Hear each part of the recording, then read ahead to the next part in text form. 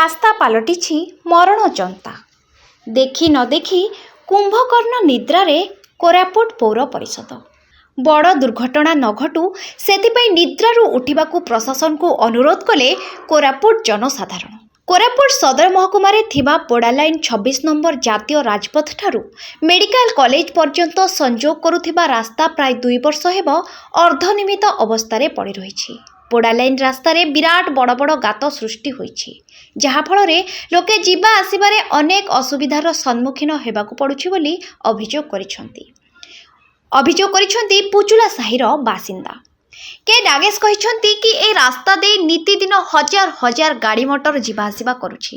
ଏମିତିରେ ଏହି ରାସ୍ତା ଦେଇ କେନ୍ଦ୍ରୀୟ ବିଦ୍ୟାଳୟ, ରାମକୃଷ୍ଣ ବିଦ୍ୟା ମନ୍ଦିର, ଶିଶୁ ବିଦ୍ୟା ମନ୍ଦିର, ବିଦ୍ୟୁତ ବିଭାଗ, ଏସପି ବଙ୍ଗଳା, ଜଗନ୍ନାଥ ମନ୍ଦିର, ଜିଲ୍ଲା ଶିକ୍ଷା ବିଭାଗ ଏସବୁ ଅଫିସ ରହିଥିଲେ ମଧ୍ୟ ପ୍ରଶାସନ ଏହି ରାସ୍ତା ପ୍ରତି ଦୃଷ୍ଟି ଦେଉନାହିଁ। କ'ଣ ପାଇଁ ପ୍ରଶ୍ନ କରିଛନ୍ତି ଗ୍ରାମବାସୀ। ଗତ କିଛିଦିନ ହେବ ଏହି ରାସ୍ତାରେ ନିକଟରେ ଥିବା ରାସ୍ତାକୁ ମରାମତି କରାଗଲା, କିନ୍ତୁ ଏହି ରାସ୍ତା କ'ଣ ପାଇଁ ମରାମତି କରାଗଲା ନାହିଁ ବୋଲି ପ୍ରଶ୍ନ କରିଛନ୍ତି। କ'ଣ ନିର୍ବାଚନ ଥିବାରୁ ନେତା ଓ ଜନତାଙ୍କୁ ଖୁସି କରିବା ପାଇଁ ନିକଟରେ ଥିବା ରାସ୍ତା ମରାମତି କରାଗଲା କି? ଏଭଳି ପ୍ରଶ୍ନ କରିଛନ୍ତି। ପ୍ରକୃତରେ ଏହି ରାସ୍ତା ଦେଇ ମେଡିକାଲ କଲେଜ ବସ୍ ଠାରୁ ଆରମ୍ଭ କରି ସ୍କୁଲ ବସ୍ ଏବଂ ନିକଟରେ ଥିବା ସଦ୍ଭାବନା ସଭାଗୃହ ମଧ୍ୟ ରହିଛି। ଏହି ଗୃହରେ ପ୍ରତିଦିନ ଜିଲ୍ଲା ପ୍ରଶାସନ ହେଉ ବା କେନ୍ଦ୍ରୀୟ ପ୍ରଶାସନ ହେଉ ଏ ରାସ୍ତା ଦେଇ ଗୃହକୁ ଆସି ବୈଠକ କରିଥାନ୍ତି। ପ୍ରତିଦିନ ହଜାର ହଜାର ଲୋକେ ଏହି ରାସ୍ତା ଦେଇ ଆମ୍ବୁଲାନ୍ସ ମଧ୍ୟ ଯିବା ଆସିବା କରିଥାଏ। ବେଳେବେଳେ ବସ୍କୁ ଏହି ରାସ୍ତା ଦେଇ ଯିବାକୁ ପଡ଼ିଥାଏ। ବଡ଼ ଦୁର୍ଘଟଣା ନ ଘଟୁ ସେଥିପାଇଁ ରାସ୍ତାକୁ ଶୀଘ୍ର ମରାମତି କରିବା ପାଇଁ ସାଧାରଣରେ ଦାବି ହେଉଛି। ଏହି ବିଷୟରେ ଆମେ କୋରାପୁଟ ପୌର ପରିଷଦ କାର୍ଯ୍ୟାଳୟକୁ ଯାଇ କାର୍ଯ୍ୟରତ ସହାୟକ ଯନ୍ତ୍ରୀ ସୁଧୀର କୁମାର ଦାସଙ୍କୁ ବୁଝିଥିଲୁ, କିନ୍ତୁ ଏହି ବିଷୟରେ କୌଣସି ପ୍ରତିକ୍ରିୟା ଦେବାକୁ ମନା କରିଥିଲେ। ଦେଖିବାକୁ ବାକି ରହିଲା ଏହି ଖବର ପ୍ରସାରଣ ହେଲା ପରେ କେତେ ତତ୍ପରତା ଦେଖାଉଛି ଜିଲ୍ଲା ପ୍ରଶାସନ। ମୁଁ କୋରାପୁଟର ବାସିନ୍ଦା ଆଜ୍ଞା, ଆଉ ବାସିନ୍ଦା ହିସାବରେ ଆମେ ଏ ରୋଡ଼ରେ ସଦାବେଳେ ସକାଳ ପାଇଲେ ଯିବା ଆସିବା କରୁଛୁ। ଏ ରାସ୍ତା ଆଜିକି 2 ବର୍ଷ ହେଲା ଏମିତି ପଡ଼ି ରହିଛି।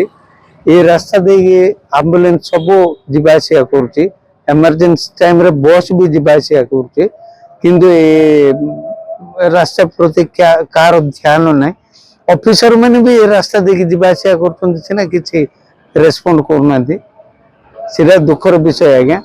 କେତେବେଳେ ମାନେ ଆମ୍ବୁଲାନ୍ସ ଗାଡ଼ିରେ ଯେଉଁ ଏମର୍ଜେନ୍ସି ପେସେଣ୍ଟ ଯେଉଁମାନେ ବଞ୍ଚିଥିବା ଅବସ୍ଥାରେ ଆସୁଛନ୍ତି, ଏ ରାସ୍ତା ଦେଇକି ଗଲେ ସେମାନେ ମୃତ୍ୟୁବରଣ ପକ୍କା ସାର୍। ସେମାନେ ଆଉ ହସ୍ପିଟାଲ ମଧ୍ୟ ପହଞ୍ଚି ପାରିବେ। କ'ଣ କହିବି ସାର୍, ମାନେ ଅବସ୍ଥା ତ ଶୋଚନୀୟ। ମାନେ ଆମ୍ବୁଲାନ୍ସ ଏମର୍ଜେନ୍ସି କେସ୍ ଯାକ ଏପଟେ ଦେଇ ଗଲା ବେଳକୁ ସେମାନେ ବ୍ରେକ୍ ମାରିବାକୁ ପଡ଼ୁଛି, ଖାଲ ଢେପ ଦେଇକି ଯିବାକୁ ପଡ଼ୁଛି। ଏ ଖାଲ ଢେପ ଡେଇଁଲା ବେଳକୁ କେତେବେଳେ କେଉଁ ହାର୍ଟ ପେସେଣ୍ଟ ଥିବ କି ଏମର୍ଜେନ୍ସି ପେସେଣ୍ଟ ଥିବ, ଏ ଡେଥ୍ ସୁନିଶ୍ଚିତ ଆଜ୍ଞା। ପ୍ରଶାସନ ମାନେ ମେନ୍ ହେଉଛି କୋରାପୁଟର ଆମର ପ୍ରଶାସନ ଦାୟୀ। ଏଠି ଯିଏ ମେନ୍ ହେଡ୍ ପ୍ରଶାସନ ସିଏ ଦାୟୀ ଏଇଥିପାଇଁ। ମୁଁ ନାଗେଶ, ମୁଁ ଏ ପୁଚୁଲା ସାହିର ବାସିନ୍ଦା, କୋରାପୁଟ ପୁଚୁଲା ସାହିରେ ରହୁଛି। ଆଉ ଏ ରାସ୍ତାରେ ପ୍ରାୟ ମୁଁ ଯିବା ଆସିବା କରେ। ଏଇଟା ପୋଡ଼ା ଲାଇନ୍ର ରୋଡଟା, ଯୋଉଟାକି କନେକ୍ଟ କରୁଛି ଆମ ମେଡିକାଲ କଲେଜ ଆଉ ହାଇୱେକୁ। ଏପଟେ ହାଇୱେକୁ କନେକ୍ଟ କରୁଛି, ଜଗନ୍ନାଥ ମନ୍ଦିରକୁ କନେକ୍ଟ କରୁଛି, ମେଡିକାଲ କଲେଜକୁ କନେକ୍ଟ କରୁଛି, ସ୍କୁଲ ମାନେ ଯେଉଁ କେନ୍ଦ୍ରୀୟ ବିଦ୍ୟାଳୟ ଅଛି, ତାପରେ ରାମକୃଷ୍ଣ ବିଦ୍ୟା ମନ୍ଦିର ଅଛି, ଆଉ ଆମର ଏସବୁ ଯେତିକି ଜଗନ୍ନାଥ ମନ୍ଦିର ଅଛି ସବୁକୁ କନେକ୍ଟ କରୁଛି ଏ ରାସ୍ତାଟା। ଗାଁମାନଙ୍କୁ ବି କନେକ୍ଟ କରୁଛି। ଏ ରାସ୍ତା ଗତ 2 ବର୍ଷ ହେଲାଣି ମୁଁ ଏମିତି ଆଗେ ଦେଖୁଛି, ଖାଲ ଢେପ ହେଇକି ଅଛି, ବୁଝିପାରୁଛନ୍ତି ନା। ଆଉ ଯେତିକି ଆମ୍ବୁଲାନ୍ସ ମେଡିକାଲ କଲେଜକୁ ଯେଉଁ ଆମ୍ବୁଲାନ୍ସ ଯାଉଛି କି ହସ୍ପିଟାଲକୁ ଯେଉଁ ଆମ୍ବୁଲାନ୍ସ ଯାଉଛି, ସେ ରାସ୍ତା ଦେଇକି ଯାଉଛି। ଯେଉଁ ଖାଲ ଢେପ ହେଇଛି, ଏଇଠି ଯଦି ବେଳେବେଳେ ପେସେଣ୍ଟ ମାନେ ଗୋଟେ ମିନିଟ୍ ଲେଟ୍ ହେଲେ ବି ହସ୍ପିଟାଲ ପହଞ୍ଚିବାରେ ତାଙ୍କ ଡେଥ୍ ହେଇଯାଏ। ଆଉ ଏଠି ଯଦି ଏ ଖାଲ ଢେପ ରାସ୍ତାରେ ଯାଇକି ସେ ଧୀରେ ଧୀରେ ଗଲେ ମାନେ ସେ ହସ୍ପିଟାଲକୁ ଟାଇମ୍ରେ ପହଞ୍ଚି ପାରିବେନି। ସେକେଣ୍ଡ ଜିନିଷ ହେଉଛି, ଯଦି କୌଣସି ହାର୍ଟ ଷ୍ଟ୍ରୋକ୍ ପେସେଣ୍ଟ ଯଦି ଯାଉଛି, ଏ ଖାଲ ଢେପରେ ପଡ଼ିଲା ମାନେ ତାକୁ ଆଉ ଗୋଟେ ଷ୍ଟ୍ରୋକ୍ ପଳାଇ ଆସିବ। ସେମିତିରେ ବି ସେ ଆମ୍ବୁଲାନ୍ସରେ ହିଁ ତାର ଡେଥ୍ ହେଇଯାଇପାରେ। ତ ପ୍ରଶାସନ ଆର ଉପରେ ସେମାନେ ବି ରାସ୍ତାକୁ ୟୁଜ୍ କରୁଛନ୍ତି, ବହୁତ ଅଫିସର ମାନେ ବି ଯାଉଛନ୍ତି। ଏମାନେ ସବୁ ଯାଇକି ମିଶିକି କମ୍ପ୍ଲେନ୍ ଦେବାର ଅଛି କି କିମ୍ବା ପ୍ରଶାସନ ଜଣାଇବାର ଅଛି ଯେ ଆମର ଏ ଅସୁବିଧା ହେଉଛି ବୋଲି। ହେଉଛି ଆମକୁ ଏ ରାସ୍ତାଟା ଯଥାଶୀଘ୍ର କରାଯାଉ, କରିକି माने मेंटेन करा जाए रास्ता को बोली कहिबार अछि सेटा क्लियरली देखा जाउछि जे प्रशासन एते माने जदि अन्य रास्ता सब काम करूचंती आ ए रास्ता को छाड़ी दउछन कोन गोटे तो रीजन थिबो एदर से माने नेग्लिजेंस थिबो किबा फंड शो नथिबो कि आउ कोन होतो बट सेटा पे नागरिक सफर हेबा कथा नै ना जोटा ले भी से माने अन्य कोन वेरे से प्रॉब्लम सॉल्व करके इमीडिएटली रास्ता को काम करी मरम्मत करियार अछि सेटा पे सिटीजन दाई हेबा आ सेठी पे तो हम इलेक्शन रे वोट देउछु से माने जितौछु ए सब काम करिए बेल तो हम जितौछु ना आ पैसा भी हम देउछु टैक्स बाबत हम तो केते पैसा देउछु कोटी आ जदि गोटे हेलमेट न पिंदले हमको 1000 टका फाइन पकोचंदी नंबर प्लेट ठीक नथिले फाइन पकोचंदी आ एते ठीक नथिले हम का को फाइन पकेबा ए सब जिंस हम कहबा कथा नै हम कहले प्रशासन हम ऊपर ए लोक को के एटा